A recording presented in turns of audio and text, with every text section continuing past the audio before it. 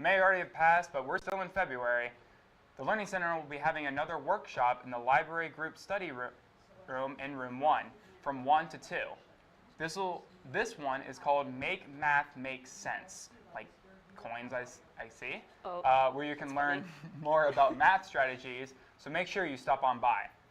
The Fellowship of Christian Athletes will also be meeting today from 7:30 to 8:30 p.m. in the Malloy Room.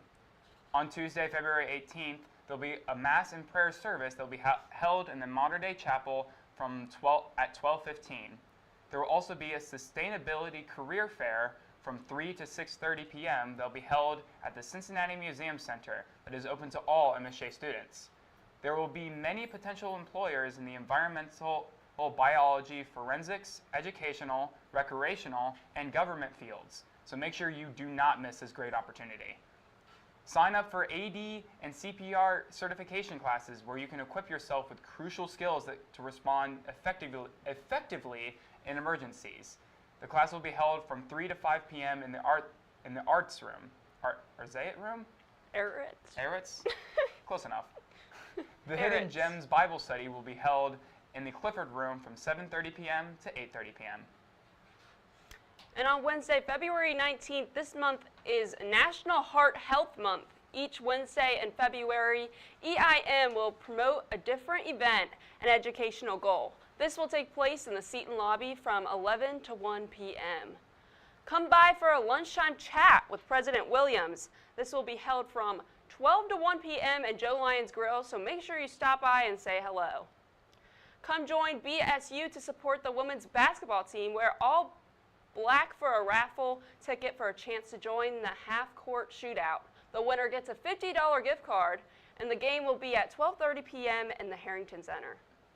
On Thursday, February 20th, just a reminder that Mass and Prayer service will once again be held in the Modern Day Chapel at 12:15 p.m.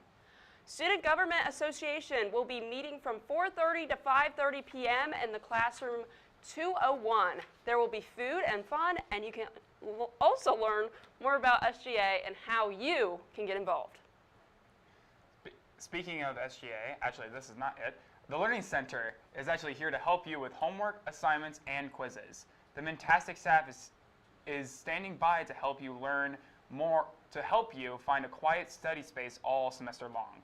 The Learning Center is located in room 156 in the lower level of the classroom building. Swing by today and dive into focused studying, and be sure to stop in for anything you might need to make the most of your MSJ experience. You want to make a difference on campus? Be a part of the Student Government Association. The Student Government Association, or SGA, meets once a week to discuss various events and topics that will impact students. Some of those topics include events, campus-wide surveys, and student concerns. If you have a specific interest, we have 6 different committees to join, including special events, spirit, finance, service, academic and career excellence, and student life and welfare. The SGA meets in the Clifford Room on Thursdays from 5 p.m. to 6 p.m., and we encourage you to stop by to see what the student government has to offer. If you want more information, reach out to the SGA President, Sarah Post, at sarah.post@msj.edu. With all this cold weather, you want to make sure that you're staying healthy this winter. If you're feeling down with any common colds or flus, stop by the Wellness Center for all of your healthcare needs. And speaking of the Wellness Center, we do have a little video to show you guys. We had an interview with Seth Hegemeyer, and let's go check it out. Hi, I'm Seth Hegemeyer with Peak Productions, and today I'm here with... I'm Sarah Rank. I'm the nurse practitioner at the Wellness Center. What services does the Wellness Center provide for students here at the Mount? Sure. So think of us like you would your normal doctor's office. Anytime that you would make an appointment to see your doctor, of course, if you're sick or have an injury, but other things, you know, if you're an athlete and you need to get blood work done so you can compete, we draw labs here as well. We can do testing for illness like flu, COVID, strep, mono testing, and then other things like just if you wanted to come in for your wellness checkup, like you would see your doctor at home for your annual physical, we can do that as well. What all do you have for like mental health services? We have 2 licensed counselors here that will see students. It's free for the students, free of charge for any of the counseling services. The other good thing about that too is there's no limit on how many appointments you can have. You can be seen as often as you need it, or as often as the counselors would feel would be beneficial for you. It's something that we take very serious. For any students who aren't sure where the Wellness Center is yet, where can they find that on campus? We are located in the Harrington Center. Alrighty. Well, once again, thank you, Sarah, and back to the studio. And now moving on to the weather, it looks like it's going to be another cold week, so unfortunately we are going to have to bring the coats out again. Let's take a look at our day-by-day breakdown. Today, sunny to partly cloudy skies with a high of 24 throughout the day, and then temperatures dipping down to 11 towards the evening with more cloudy skies. And then on Tuesday, it will be mostly cloudy throughout the day with a high of 22. And then as we move into the evening, we are looking at a potential winter storm as temperatures dip down to 13 degrees. Currently, there is a 50% chance of snow showers that will develop after midnight. And then on Wednesday, those snow showers will continue into the morning with a high of 24. Then as we move into the evening, there will be intervals of snow showers that will hopefully lighten up throughout the night and temperatures reaching the single digits. The good thing is that we are only expected to get less than 1 inch of snow, so that's good.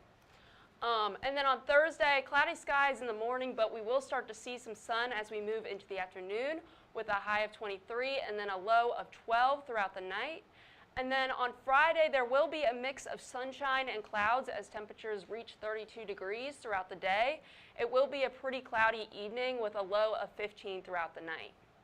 And then on Saturday, once again, there will be a mix of sunshine and clouds throughout the day with a high of 38 and then a low of 21 as we move towards the evening. On Sunday, temperatures will reach the highest they've been all week with a high of 43 degrees. I am excited. Finally, a little break from the cold. The skies will be partly cloudy throughout the day, and then into the evening there will be a low of 30. You know, I thought we were done with all this cold weather. I thought we were too. Like 2 weeks ago, we were in shorts and a t-shirt running outside. Right. And now I'm wearing this, and it's still too cold. Yep. So wear your jackets, your hats, wear whatever you can find. Exactly. So make sure you stay warm this week. And now it is time to check in with our sports. Winter sports are starting to wrap up. That doesn't mean that that means our spring sports are just starting up. The women's basketball team snapped their 6-game winning streak this weekend when they traveled to Transylvania University on Saturday to take on the Pioneers. They lost with a final score of 67-56. This was a much closer game when it took them on in the earlier season, so vast improvements have been made thus far. The score from that early December game was lost with a 20-point deficit. Earlier this week, on Wednesday evening, they also traveled to Rose-Hulman and won with a score of 68-56. The men's basketball team hosted Rose-Hulman on Wednesday evening, and they lost with a score of 78-66. They also traveled to Lexington, Kentucky on Saturday and lost in a very close game with a score of 73-71. That is close. They were in the lead 4 times this game and tied for a majority of it. So it was close, but we can pick it back up. Mm-hmm. Looking ahead, both the men's and women's basketball team will end their regular season against Beretta with the college team at home in the Harrington Center at 7 p.m., and the men's team will be traveling to Beretta. The men's volleyball team had a busy schedule this past week as they traveled to Midway University Wednesday evening and won in 4 sets with a score of 3-1. They ended up traveling up north to Fort de Laca, Wisconsin on Saturday and played a doubleheader. Their first match was against Augustinian? Sorry. And their second was against Marian University, and they lost both with a score of 3-0. Then on Sunday, they traveled 30 minutes east to take on Lakeland. This match was a total of 4 sets, but they ultimately lost with a score of 3-1. The boys will be staying local this week with just one match against Thomas More University on Tuesday evening at 7 p.m. The track and field team had their last home meet of the season this past weekend, which was also their senior night. A special shout out goes to all of our seniors, including Alex Schmidt, Julia Gooding, Jalen Range, Dylan Sebastian, and Jacob Miller. On top of that, we had a lot of top 5 times that entered into our MSJ all-time leaderboards. Emerson Pinger, Anna Packer, Julia Gooding, and Cecilia Eschman took 5th of all time in the 4x4, with Anna Packer also taking 3rd in the 800 and Julia taking 1st of all time in the 1000. Amanda Zurhisson also achieved 2nd of all time in the 3K, and both Mitch Reveal and Alex Schmidt achieved some higher placements, with Alex taking 4th of all time in the 3K and myself taking 2nd of all time. Nice job. The team is off this weekend to prepare for the conference championship, which will be on March 1st at Anderson University, which will be a very fun meet. Sounds like it. The wrestling team traveled to Mount Union this past Thursday, losing with a score of 22-35. Their next meet will be the NCAA Regional Tournament at Wabash College on February 28th. The softball team kicked off their season Friday afternoon at Piedmont University.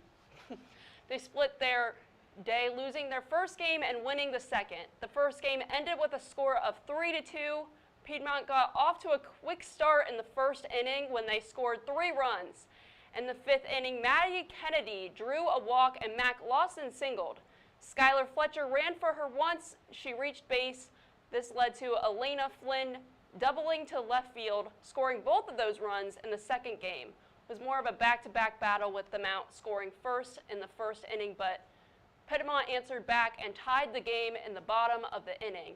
The Lions ended up prevailing for the win with a score of 9-3. Woo. That's awesome. The Lions will hit the road again this weekend, traveling to Montgomery, Alabama, to take on Rhodes College and Huntington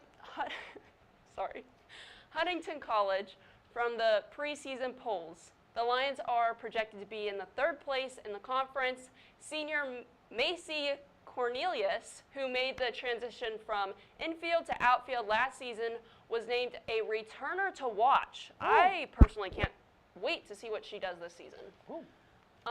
The women's lacrosse team opened up their season in New Concord, Ohio at Muskingum University. The Lions lost with a score of 21-1. Jordan Wetmore scored her first collegiate goal. Collegiate goal, that's what I meant to say, in her debut. Congratulations, Jordan. We can't wait to see what you accomplish this season.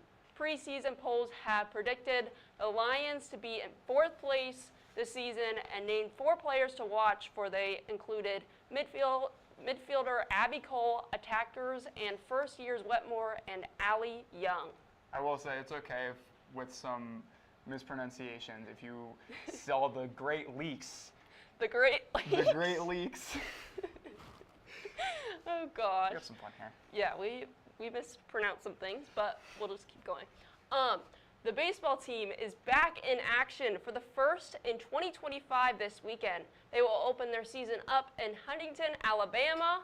They are slated to play 3 games this weekend against Wheaton College, Emory University, and Huntington College. Preseason polls also came out, and the Lions are projected to be in 6th place. 3 players were also named returners to watch. They included outfielder Anson Meir, infielder and pitcher Ethan Mason, and right-handed pitcher Matt Fry. Good luck to all our athletes. Go Lions and defend the Mount. Defend that Mount. Make sure you follow our Morning Minute Instagram page, where you'll find updates and other episodes and behind-the-scenes content. If you followed our Instagram page, we answered a few questions right before this. We did. And on behalf of myself and the rest of the MSJ Morning Minute crew, I want to thank you for tuning in, and we'll see you next week. Or if you're in the distant future and watching this in the future, that's okay, because we still like it. With that being said, thank you for watching the MSJ Morning Minute. I'm your host, Mitch Reveal. And I'm Nikki Lippert. Signing out.